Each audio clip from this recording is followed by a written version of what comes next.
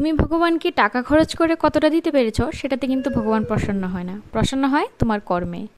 Hello everyone, তো ঘুম থেকে উঠেই সবার আগে চলে গিয়েছিলাম বাড়ির সাইডে, কারণ নিম পাতা আর আম খুঁজতে।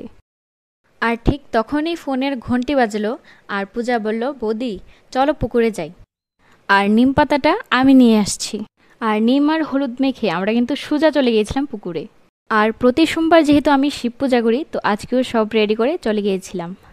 আর গিয়ে দেখি কিন্তু শিব বাবার পুরো জায়গায় কিন্তু ডাল দিয়ে একদম ভরিয়ে রেখেছে সবটা জায়গা। তো বালতিতে জল নিয়ে ছুটে পড়েছিলাম পরিষ্কার করতে, তারপর পুজোটা কমপ্লিট করে নিলাম। তারপর চলে এসেছিল ঠাকুর মশাই, আর সাথে আরও অনেক ভক্তরাও চলে এসেছিল পুজো করতে। তো ঠাকুরকে প্রণাম করে এবার চলে গিয়েছিলাম বাড়িতে। আর মন্দিরে যাওয়ার আগেই কিন্তু আমি ফুল আর আম পাতা দিয়ে এই মালাটা বানিয়ে রেখেছিলাম।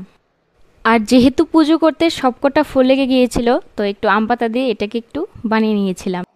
তারপর চা খেয়ে একটু কাটাকুটি করে তারপর আমি কিন্তু বসে দিয়েছিলাম রান্নাটা।